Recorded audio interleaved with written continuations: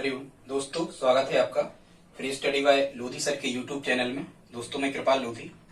Students, आज हम आपको बताने वाले हैं वर्ल्ड जीके का बहुत ही इम्पोर्टेंट टॉपिक, जिसमें आज हम आपको बताएंगे विश्व की नदियों का घटता क्रम, इसके बाद में भारत की नदियों का घटता क्रम और उसके बाद में मध्य प्रदेश की नदियों का घटता क्रम। इसके पहले भी दोस्तों हम नदियों के वीडियो अपलोड कर चुके हैं, आप हमारी प्लेलिस्ट में जाकर के उनको देख सकते हैं। स्टूडेंट्स, यहाँ से प्रश्न कैसा आता है, कभी कभी एग्जामिनर आपको 4 या 5 नदियां दे देता है और उन 4 या 5 नदियों में प्रश्न पूछा जाता है कि इनमें सबसे लंबी नदी कौन है या फिर इनमें सबसे छोटी नदी कौन है, या फिर स्टूडेंट्स ये पूछा जाता है कि निम्न में कौन सा जो क्रम है वो नदियों का घटता या बढ़ता क्रम है। दोस्तों, यदि आप हमारे चैनल पर पहली बार विजिट कर रहे हैं तो प्लीज हमारे चैनल को सब्सक्राइब कर लें, साथ में बेल आइकन पर क्लिक करें ताकि सबसे पहले नोटिफिकेशन आपको मिलता रहे। हम इसी प्रकार के important video maths, reasoning, GK, शिक्षक भर्ती, रिलेटिव और साइंस के लाते रहते हैं। तो बगैर देर किए हुए स्टूडेंट्स, आइए प्रारंभ करते हैं आज का टॉपिक। आज हम आपको बताने वाले हैं स्टूडेंट्स, सबसे पहले तो हम देख लेते हैं विश्व की नदियों का घटता क्रम की विश्व में कौन सी नदी सबसे लंबी है या कौन सी नदी किसके बाद आती है वर्ल्ड में। इसके बाद हम चर्चा करेंगे स्टूडेंट्स एशिया पर, फिर आएंगे हम भारत पे और फिर आएंगे हम मध्य प्रदेश पे। ठीक है स्टूडेंट्स, एक ही वीडियो में आपको ये सब मिलने वाला है। तो यहां से आपको जब विश्व की नदियों का घटता क्रम आप याद करते हैं तो यहां से स्टूडेंट्स आपको एक ट्रिक याद कर लेना है, और वो ट्रिक है नीली अम्मा, यंग है या मिस। इस टाइप से आपको ट्रिक याद करना है स्टूडेंट्स, नीली अम्मा, यंग है या मिस। तो यहां से क्या बन जाएगा स्टूडेंट्स, यहां जो ये नीली शब्द लिखा है, इस नीली से बनेगा नील नदी। जैसा कि आपको पता है नील नदी ये मिस्र में बहती है। नील नदी को मिस्र का वरदान कहते हैं। मिस्र का सबसे बड़ा जो बांध, आसमान बांध, इसी नील नदी पर बना हुआ है। हालांकि विश्व का सबसे बड़ा तो अब तजाकिस्तान का हो गया है, बताएंगे आगे कभी। तो यहाँ नीली से बनता है नील नदी जो मिस्र में बहती है, और स्टूडेंट्स इसकी जो लंबाई है वो है 6690, मतलब 6690 किलोमीटर कुल ये नील नदी की लंबाई। स्टूडेंट्स, लंबाई की दृष्टि से तो नील नदी विश्व की सबसे बड़ी नदी है, लेकिन यदि कभी कहा जाए कि जल की मात्रा की दृष्टि से, मतलब पानी किस नदी का अधिक है, तो पानी या जल की मात्रा से विश्व की सबसे लंबी जो नदी है या सबसे बड़ी नदी है, लंबी नहीं, जल की मात्रा से सबसे बड़ी नदी वो कौन सी स्टूडेंट्स, वो है अमेजन नदी। ठीक है, क्योंकि इसकी चौड़ाई नील नदी की अपेक्षा ज्यादा है, इसका जो क्षेत्र है वो ज्यादा है, इसका जो नदी बेसन है वो ज्यादा है। ठीक है स्टूडेंट्स, आगे बता रहा हूं आपको नदी बेसन क्या कहलाता है। तो नील नदी मिस्र में बहती है, विश्व की सबसे लंबी नदी है, 6690 किलोमीटर इसकी ऊंचाई है। स्टूडेंट्स, ये निकलती कहां से है, तो ये मिस्र में विक्टोरिया झील से निकल के नील नदी और कहां गिरती है, ये कहां समापन इसका समाप्त हो जाती है, भूमध्य सागर में। आई होप आप समझ गए होंगे, विक्टोरिया झील से निकल के भूमध्य सागर में समाप्त हो जाती है। और आपको बताएं ये अफ्रीका की सबसे लंबी नदी है, जो अफ्रीका महाद्वीप है इसकी सबसे बड़ी नदी है कौन सी, नील नदी। स्टूडेंट्स, एग्जाम रिलेटिव जो चीजें हैं हम आपको वही बता रहे हैं एग्जाम व्यू की दृष्टि से जो इम्पोर्टेंट है, बाकी तो हम बहुत सारा इनमें हमें पढ़ना होता है। इसके बाद स्टूडेंट्स यहाँ पर लिखा था क्या, अम्मा, तो अम्मा से बनता है अमेजन, और ये अमेजन विश्व की दूसरी सबसे लंबी नदी है। और हालांकि इनकी लंबाई वगैरह हमें नहीं याद करना है, केवल सबसे लंबी नदी की लंबाई हमें याद कर लेना है, 6690। अमेजन नदी जो है ये दक्षिण अमेरिका की सबसे बड़ी नदी है। ठीक है, ऐसा याद करना, यहाँ अमेजन में ही यहाँ अमेरिका शब्द ही लिखा है। देखो अमेजन में खुद अमेरिका शब्द लिखा है, अमे शब्द लिखा है, यहां से आप समझ जाओगे अमेजन नदी जो है ये स्टूडेंट्स दक्षिण अमेरिका की सबसे लंबी नदी है, और ये विश्व की सबसे चौड़ी नदी भी है। अमेजन लंबाई की दृष्टि से दूसरी सबसे बड़ी नदी है विश्व की, और ये हम आपको बता चुके थे कि जल की मात्रा की दृष्टि से विश्व की सबसे बड़ी नदी अमेजन। आप खुद देख रहे हैं अमेजन की स्पेलिंग भी बड़ी है, इसलिए जल की मात्रा की दृष्टि से ये सबसे बड़ी नदी है, ऐसे आप याद रख सकते हैं स्टूडेंट्स।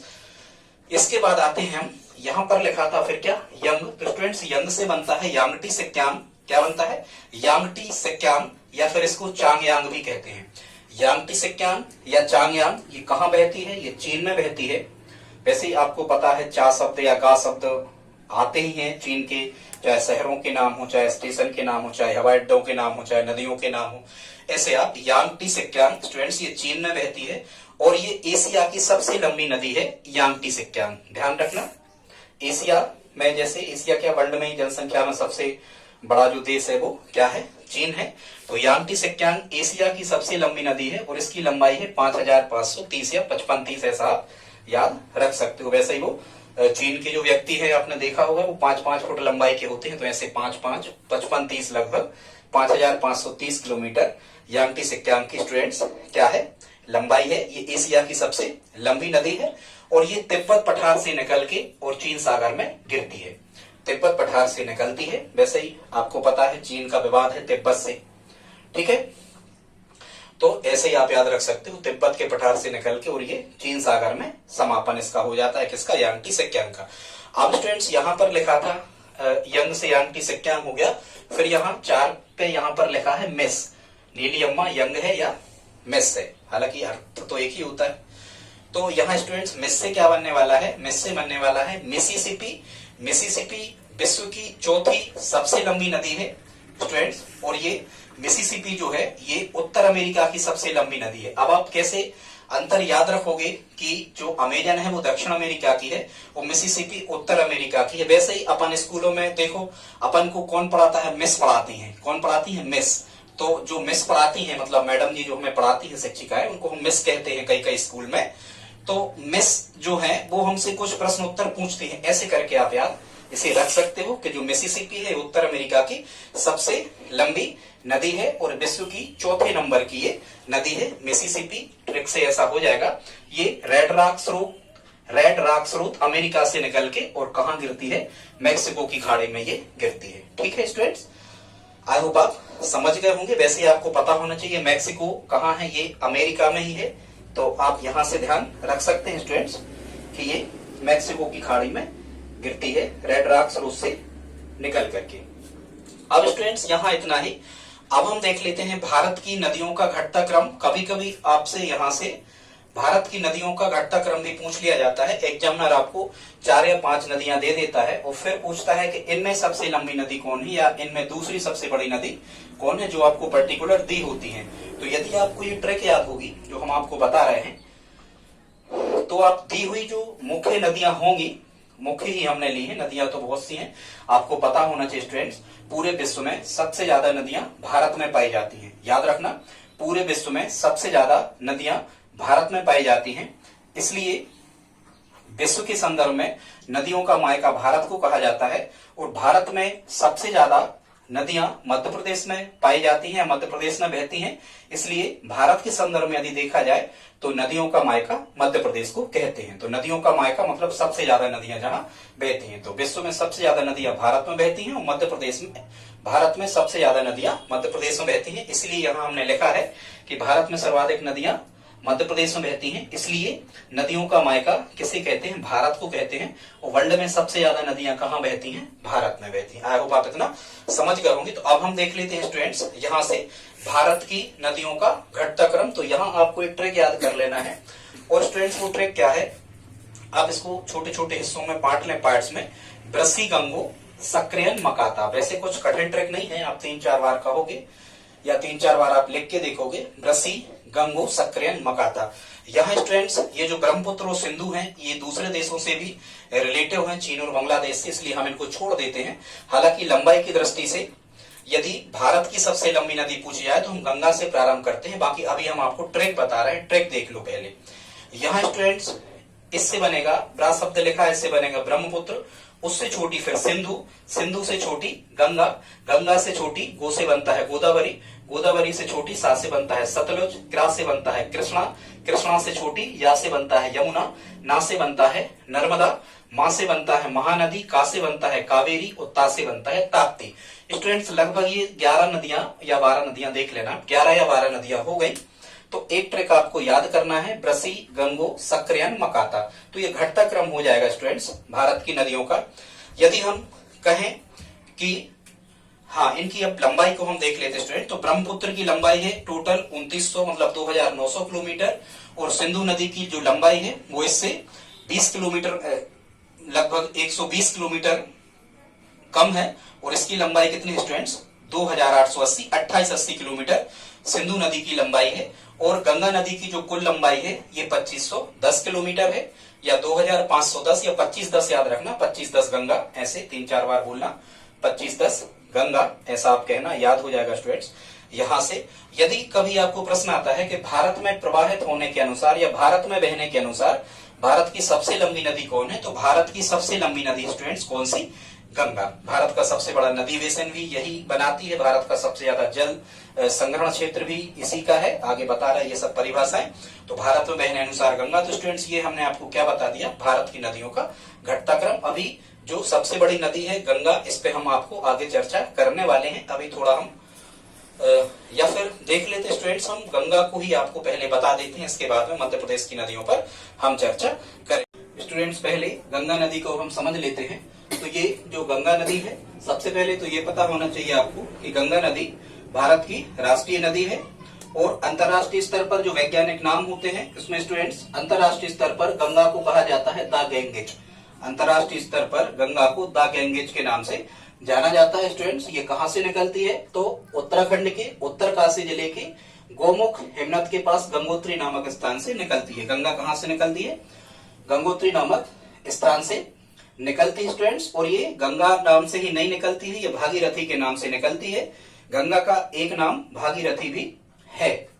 ठीक है स्टूडेंट्स, फिर आगे हम देख लेते हैं। आगे चलकर गंगा नदी अलकनंदा से मिल जाती है, मतलब ये भागीरथी अलकनंदा से मिल जाती है। और भागीरथी और अलकनंदा की संयुक्त धारा को स्टूडेंट्स देवप्रयाग कहा जाता है।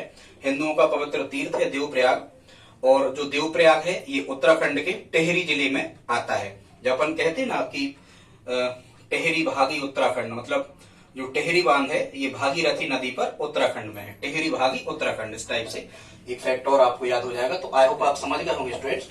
तो अलकनंदा और भागीरथी की संयुक्त धारा को क्या कहा जाता है? गंगा कहा जाता है। और जहां ये जिस स्थान पर अलकनंदा और भागीरथी मिलती है इसको हम क्या कहते हैं? देवप्रयाग। अगली किसी ट्रैक में हम आपको कर्णप्रयाग, रुद्रप्रयाग, सभी प्रकार के प्रयाग बताएंगे आपको। ठीक है स्टूडेंट्स, तो अब आप इसको कैसे याद रख सकते हो? तो देखो, जो देवता है हमारे हिंदू धर्म में, वो पानी के अलग देवता है, हवा के अलग देवता है। ऐसे आप बना सकते हो कि सभी के अलग अलग देवता है, तो अलग, और फिर यहाँ लिखा है देव, तो अलग अलग देवता है। तो ऐसे आप याद रख सकते हो कि भागीरथी और अलकनंदा के संगम को या इनके मिलने के स्थान को क्या कहा जाता है स्टूडेंट? देवप्रयाग कहा जाता है। और ये कहाँ है? टिहरी, टिहरी जिला उत्तराखंड। अब हम देखते हैं कि गंगा नदी की कुल लंबाई कितनी है। तो ये 2525 मतलब 2525 टोटल किलोमीटर में इसकी लंबाई है। लेकिन ये भारत में केवल 2510 किलोमीटर, 2510 किलोमीटर ही बहती है। शेष जो 15 किलोमीटर बहती है ये बांग्लादेश में बहती है। इस प्रकार से जो गंगा नदी है ये केवल कितने राज्यों में बहती है? दो देशों में बहती है। एक तो बांग्लादेश और दूसरा भारत। ठीक है, सबसे ज्यादा भारत में बहती है। वो भारत की सबसे लंबी नदी है ही, हर प्रकार से, चाहे जल बेसिन के हिसाब से, चाहे जल संग्रहण क्षेत्र के हिसाब से कह दो। ठीक है स्टूडेंट्स, आगे हम देखते हैं। तो बांग्लादेश में गंगा को किस नाम से जाना जाता है? तो याद रखें, बांग्लादेश में गंगा का एक दूसरा नाम है, इसे क्या कहते हैं? पद्मा कहा जाता है स्टूडेंट्स। और जो गंगा नदी है ये कितने राज्यों से होकर बहती है? तो ये 5 राज्यों से होकर के बहती है, जिसमें सबसे ज्यादा ये उत्तर प्रदेश में होकर के बहती है स्टूडेंट्स, और सबसे कम ये झारखंड राज्य में बहती है। गंगा नदी जो 5 राज्य बहने वाले हैं उसमें उत्तर प्रदेश, उत्तराखंड, बिहार, झारखंड और अंतिम राज्य होता है पश्चिम बंगाल। इन 5 राज्यों से होकर गंगा नदी प्रवाहित होती है। यमुना किसकी सहायक नदी है? तो यमुना गंगा नदी की ही सहायक नदी है, जो आपको पता होगा। प्रयागराज में, मतलब हिंदुओं के धर्म ग्रंथ में जो इलाहाबाद है उत्तर प्रदेश का एक जिला, इसको प्रयागराज कहा जाता है स्टूडेंट्स। यहाँ कुंभ का मेला लगता है हर 12 वर्षों के बाद में। हालांकि हरिद्वार में भी लगता है कुंभ का मेला। मैदानी भागों में हरिद्वार में गंगा सबसे पहले प्रवेश करती है। तो हम क्या कह सकते हैं स्टूडेंट्स कि यमुना इसी की सहायक नदी है, और गंगा और यमुना का जो संगम है इसे हम प्रयागराज कहते हैं स्टूडेंट्स। ये उत्तर प्रदेश के इलाहाबाद का ही प्राचीन नाम है प्रयागराज। यहाँ हर 12 वर्ष के बाद में कुंभ का मेला लगता है। कुंभ का मेला संसार का सबसे बड़ा मेला है, जिसकी फोटो सैटेलाइट के माध्यम से ली जाती है। और कुंभ के मेले को प्रारंभ करने का जो श्रेय जाता है ये भारतीय इतिहास के प्राचीन सम्राट हर्षवर्धन के लिए जाता है। हर्षवर्धन ने ही कुंभ के मेला की शुरुआत करवाई थी। ठीक है स्टूडेंट्स, ये हम बता चुके, दो देशों से होकर बहती है, बांग्लादेश और भारत से होकर के ये नदी बहती है। ठीक है, इसके संगम को क्या कहा जाता है? प्रयागराज। ठीक है, इलाहाबाद को। फिर हम देखते हैं ये उत्तर प्रदेश सबसे ज्यादा बहती है, झारखंड में सबसे कम बहती है। कुंभ का मेला लगता है, ये हम आपको बता चुके हैं। हालांकि दो जगह पर लगते हैं, हरिद्वार और कहा? इलाहाबाद में। ठीक है, गंगा नदी पर। बाकी तो इसके बाद हम देखते हैं स्टूडेंट्स, ये गंगा सागर शब्द लिखा है, तो गंगा नदी जहां समाप्त होने लगती है, या हम कहें कि जहां गंगा नदी समुद्र में गिरने लगती है। हालांकि गंगा नदी बंगाल की खाड़ी में गिरती है। चार बड़ी नदियों को यदि नर्मदा, सिंधु, माही और ताप्ती, लूनी और घग्गर स्टूडेंट्स, यदि इनको छोड़ दिया जाए तो बाकी सभी बड़ी नदियां जो ये सब अरब सागर में गिरने वाली हैं, बाकी सभी जो बड़ी नदियां हैं वे बंगाल की खाड़ी में ही गिरती हैं। तो जो गंगा सागर है, ये जहां नदी का समापन होने लगता है पश्चिम बंगाल में, वहीं समुद्र के तट पर एक स्थान है गंगा सागर। हिंदुओं का प्रसिद्ध तीर्थ स्थल भी ये कह सकते हैं हम, है ही हालांकि। ठीक है, फिर ये भारत का सबसे बड़ा नदी तंत्र है गंगा का। ठीक है, पश्चिम बंगाल में इसे भागीरथी कहा जाता है, याद रखना स्टूडेंट्स, पश्चिम बंगाल में गंगा को भागीरथी भी कहते हैं। फिर गंगा और ब्रह्मपुत्र जो डेल्टा बनाते हैं स्टूडेंट्स, ये विश्व का सबसे बड़ा डेल्टा है, जिसको हम सुंदरबन, सुंदरी नामक वृक्ष यहाँ पाया जाता है, इस कारण से इसे क्या कहते हैं? सुंदरबन डेल्टा कहते हैं, जो गंगा और ब्रह्मपुत्र के नदियों के बीच में है। मतलब गंगा और ब्रह्मपुत्र दो नदियां ये डेल्टा बनाती हैं। और इसका अंत कहाँ हो जाता है स्टूडेंट्स? इसका अंत हो जाता है कहाँ? बंगाल की खाड़ी में। मतलब ये इतना सफर लगभग 2510 किलोमीटर का 2525 किलोमीटर का सफर करते हुए गंगा नदी अंत में बंगाल की खाड़ी में गिर जाती है। क्या बनाती हुई गिरती है स्टूडेंट? डेल्टा बनाती हुई। ठीक है, जब कई नदियां मिलकर के एक संयुक्त धारा बनाती है, तो उनके बीच का जो त्रिभुजाकार एक एरिया या क्षेत्र होता है जो बहुत ज्यादा उपजाऊ होता है, यहाँ नवीन जलोढ़क मिट्टी बहुत ज्यादा पाई जाती है डेल्टा पर, तो ऐसी आकृति को हम क्या कहते हैं? डेल्टा। तो ये डेल्टा बनाते हुए बंगाल की खाड़ी में, बांग्लादेश में इसका समापन हो जाता है। आई होप आप इतना स्टूडेंट्स समझ गए होंगे। अब इसके बाद में देख लेते हैं हम स्टूडेंट्स नर्मदा नदी के बारे में। हाँ, एक चीज और आप समझ जाएं यहाँ से, जो भारत में नर्मदा और गंगा ये जो दो नदियां हैं, इनको एक तो राष्ट्रीयता का दर्जा प्राप्त है, और नर्मदा और गंगा जो दो नदियां हैं भारत में, इनको जीवित इकाई का दर्जा दिया गया है। स्टूडेंट्स, जीवित इकाई का दर्जा का मतलब ये होता है कि यदि आप इन नदियों में से उत्खनन करोगे, या इन नदियों को प्रदूषित करोगे, या इन नदियों को किसी भी प्रकार से आप नुकसान पहुंचाओगे, तो मानवों जैसे आपराधिक प्रकरण आप पर दर्ज किए जाएंगे। तो ये होता है अर्थ जीवित इकाई का। अब स्टूडेंट्स हम देख लेते हैं लास्ट में मध्य प्रदेश की नदियों का घटता क्रम। इसकी भी ट्रिक हमने एक बना रखी है। कभी कभी यहाँ से आपको प्रश्न आता है कि मध्य प्रदेश की नदियों का घटता क्रम क्या है, या चार नदियां दे देते हैं, उनमें से पूछते हैं सबसे लंबी छोटी नदी इनमें से क्या है। तो ये घटता क्रम है नच, सोता, माँ बेटो, केद, छीका। ऐसे ही आपको याद करना है, नच, सोता, माँ बेटो, केद, छीका। 3-4 बार कहोगे आपको याद हो जाएंगे। तो यहाँ ना से बनता है स्टूडेंट्स नर्मदा, ये मध्य प्रदेश की सबसे लंबी नदी है। फिर उसके बाद में चा से बनता है, उससे छोटी चंबल, चंबल से छोटी सोन, सोन से छोटी ताप्ती, ताप्ती से छोटी माही। ठीक है स्टूडेंट्स, माही से छोटी बेतवा, बेतवा से छोटी टोंस, टोंस से छोटी कैन, कैन से छोटी धा से बनेगा धसान, छी से बनेगा यहाँ छिपरा, और का से बनेगा काली सिंध। देवास वाली सोनकच्छ बसा है इसके शहर, मतलब काली सिंध नदी के किनारे सोनकच्छ शहर बसा है। जब कभी पीईबी में ये प्रश्न आता ही है। ठीक है स्टूडेंट्स, तो अब हम देख लेते हैं नर्मदा नदी के बारे में। तो ये स्टूडेंट्स घटता हुआ क्रम हो गया, मध्य प्रदेश की नदियों का घटता हुआ क्रम हो गया। सबसे लंबी नदी नर्मदा हो गई। अब हम स्टूडेंट्स यहाँ से कुछ फैक्ट नर्मदा नदी के बारे में भी देख लेते हैं। तो सबसे पहले हम ये समझ लेते हैं कि ये 6वीं सबसे लंबी नदी है भारत की। आप यहाँ भी देख सकते हैं स्टूडेंट्स, गंगा के बाद ये 5वीं सबसे बड़ी नदी है भारत की। लेकिन यदि गंगा के बाद ऐसा क्वेश्चन में नहीं लिखा है, तो ये 6वीं सबसे लंबी नदी है भारत की स्टूडेंट्स। और फिर ये निकलती कहां से है, फिर यहां से हम इसको शुरू करते हैं।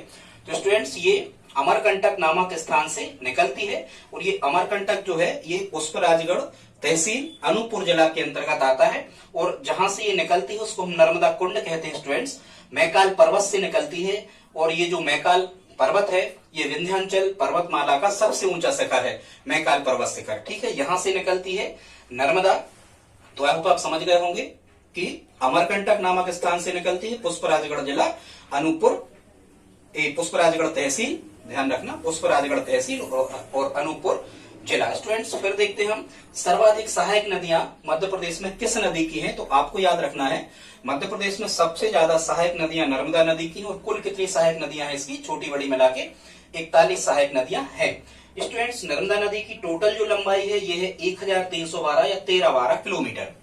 नर्मदा नदी की कुल लंबाई कितनी है, 1312 किलोमीटर, जिसमें मध्य प्रदेश में 1077 किलोमीटर ही प्रवाहित होती है, बाकी गुजरात और महाराष्ट्र में प्रवाहित होती है। कभी कहा जाए कि नर्मदा नदी कितने राज्यों से होकर बहती है, तो 3 राज्यों से होकर बहती है, गुजरात, महाराष्ट्र और गुजरात, महाराष्ट्र और मध्य प्रदेश, जिसमें मध्य प्रदेश में सबसे ज्यादा और सबसे कम महाराष्ट्र में, सेकंड स्थान पर गुजरात।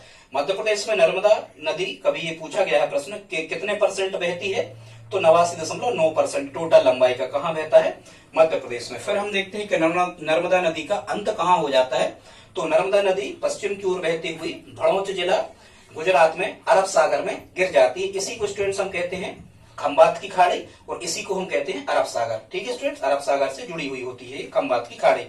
और जो नर्मदा और ताप्ती, स्टूडेंट्स मध्य प्रदेश की क्या, भारत की ही केवल 2 नदियां ऐसी हैं जो एस्चुरी या ज्वारनदमुख बनाती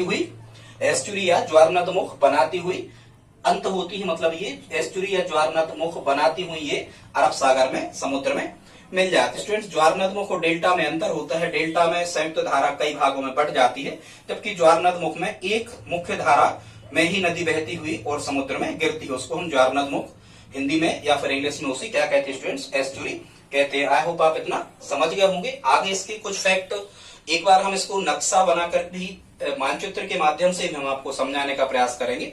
अभी हाल ये फैक्चुअल टाइप का हम आपको बता रहे हैं, जिसमें केवल आप फैक्ट पढ़ लें, यहां से प्रश्न आना ही होते हैं। फिर हम देखते हैं स्टूडेंट नर्मदा नदी का फर्स्ट जलप्रपात कौन सा है, प्रथम जलप्रपात नर्मदा नदी का ये पूछा जाता है। पहला जलप्रपात कौन सा है, तो प्रथम जलप्रपात है, इससे 8-10 किलोमीटर दूर कपिल धारा।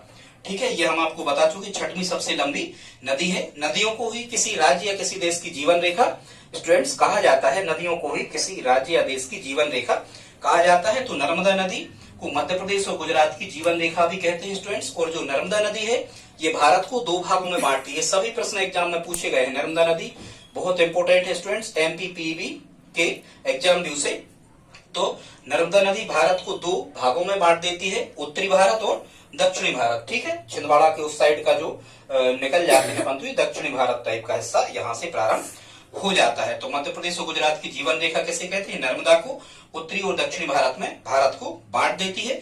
नर्मदा नदी के स्टूडेंट्स कुछ उपनाम भी है। प्रश्न आता है कि संकरी किसे कहते हैं, नामोदास किसे कहते हैं, या रेवा किसे कहते हैं। तो यहाँ हमने एक ट्रिक बना रखी है स्टूडेंट्स, नर्मदा नदी के उपनाम की ट्रिक है, नर्मदा मेरे सोना व संक है। नर्मदा में 2 चीजें हैं, क्या है, कोई कह रहा है नर्मदा मेरे सोना व संक है। तो नर्मदा नदी के उपनाम स्टूडेंट्स क्या क्या, मैकल सोता, मे से बनेगा मैकल सोता, रे से बनेगा रेवा, सो से बनेगा सोगो देवी, ना से बनेगा नामोदास। और ये पूछा गया है कभी एग्जाम में, नामोदास नाम नर्मदा नदी को किसने दिया है। तो टालमी जो भूगोलविद रहे हैं, भूगोल के ज्ञाता रहे हैं स्टूडेंट्स, टालमी ने भूगोल में जियोग्राफी सब्जेक्ट में नर्मदा नदी को किस नाम से संबोधित किया है, नामोदास से। ठीक है, तो सोगो देवी, नामोदास और संक से बनता है स्टूडेंट्स संकरी। मैकल सोता, रेवा, सोगो देवी, नामोदास व संकरी, ये किस नदी के उपनाम है, तो ये नर्मदा नदी के उपनाम है। हम आपको बता चुके, मध्य प्रदेश, महाराष्ट्र, गुजरात 3 राज्यों से होकर के बहती है स्टूडेंट्स। कभी कभी आपको प्रश्न आता है कि मध्य प्रदेश की ऐसी कौन सी नदी है जिसकी उपनदियां जो है या उसकी सहायक नदियां जो है वो रसोई घर में उपयोग आने वाले पात्रों के नाम पे है। तो नर्मदा नदी की जो सहायक नदियां हैं, इसके जो नाम है सहायक नदियों के, वो रसोई घर में उपयोग आने वाले पात्रों के नाम पे है, जैसे शक्कर है, दूधी है, करैया है, तवा है, कैन है, झरिया है, इस प्रकार से स्टूडेंट्स। ठीक है, मध्य प्रदेश का सबसे बड़ा नदी बेसिन स्टूडेंट्स, ये नदी बेसिन जो शब्द यहाँ पर लिखा हुआ है, नदी बेसिन का मतलब ये होता है कि कोई नदी कुल जितने क्षेत्र में बहती है वो क्षेत्र, और जितनी इसकी सहायक नदियां जहां जहां से बह के आती हैं वो क्षेत्र को यदि जोड़ दिया जाए तो उस पूरे क्षेत्र को हम क्या कहते हैं, नदी बेसिन कहा जाता है। तो मध्य प्रदेश का सबसे बड़ा नदी बेसिन नर्मदा नदी बनाती है, भारत का सबसे बड़ा नदी बेसिन गंगा नदी बनाती है। स्टूडेंट पश्चिम की ओर बहने वाली सबसे लंबी नदी है, याद रखना, भारत में नसी माता, सालूघर, नर्मदा, सिंधु, माही, ताप्ती, लूनी और घग्गर, ये जो नदियां हैं ये पश्चिम की ओर बहती हैं। याद रखना ट्रिक, नसी माता सा लूगर, साबरमती भी है, नसी माता सा लूगर, नर्मदा सिंधु माही ताप्ती साबरमती लूनी और घग्गर। ठीक है स्टूडेंट्स, ये पश्चिम की ओर बहने वाली नदी है। लेकिन पश्चिम की ओर बहने वाली सबसे लंबी नदी आपसे पूछा जाए तो वो कौन सी है? नर्मदा है भारत में। और नर्मदा नदी पर सबसे ऊंचा जो बांध है स्टूडेंट्स, इसका नाम है सरदार सरोवर। नर्मदा जिला गुजरात। नर्मदा नदी पर जो सबसे ऊंचा बांध बनाया जा रहा है ये सरदार सरोवर बांध बनाया जा रहा है। और एक ट्रिक में और हमने आपको बताया था कि नर्मदा नदी पर कौन सी परियोजनाएं संचालित हो रही हैं। ध्यान करना, आप कोई ऐसी ट्रिक बताई थी, अब नरम मदिरा, ओमकार अब नरम मदिरा, कोई सर को देंगे, ऐसी कोई हमने ट्रिक एक बताई होगी, आप देख लेना, है उसमें ओमकार अब नरम मदिरा, ऐसी कोई बताई होगी। ओमकारेश्वर, नरम से होगा नर्मदा, मदिरा से कह सकते हो आप इंदिरा गांधी, सरदार सरोवर अब से अवंतीबाई, ओमकारेश्वर। ठीक है, इस टाइप से ये पूरी परियोजनाएं किस नदी पर चल रही हैं? तो ये परियोजनाएं चल रही है स्टूडेंट नर्मदा नदी पर। और इस पर जो सबसे ऊंचा बांध बनाया जा रहा है ये सरदार सरोवर बांध बनाया जा रहा है स्टूडेंट्स। और मेधा पाटकर इसी नर्मदा बचाओ आंदोलन से रिलेटिव है। कभी ये भी पूछा जाता है कि पर्यावरणविद जो मेधा पाटकर का संबंध किस आंदोलन से है? तो मेधा पाटकर जो है ये नर्मदा बचाओ आंदोलन से जुड़ी हुई है स्टूडेंट्स। अब आप हमें एक कमेंट बॉक्स में आप हमें लिख करके बताएं स्टूडेंट्स कि नर्मदा नदी का सबसे ऊंचा जलप्रपात कौन सा है। कमेंट बॉक्स में फिर से एक बार क्वेश्चन सुन लें, नर्मदा नदी का सबसे ऊंचा जलप्रपात कौन सा है? आप हमें कमेंट बॉक्स में लिख करके बताएं दोस्तों। और वीडियो यदि अच्छा लगा हो तो आप लाइक तो कर ही दें। चैनल सब्सक्राइब नहीं किया है तो प्लीज सब्सक्राइब कर लें। और यदि आप हमारी हेल्प करना चाहते हैं तो प्लीज इस वीडियो को अपने दोस्तों के साथ स्टडी ग्रुप में शेयर जरूर करें। दोस्तों आज इतना ही, मिलते हैं अगले वीडियो में, तब तक के लिए जय हिंद जय भारत।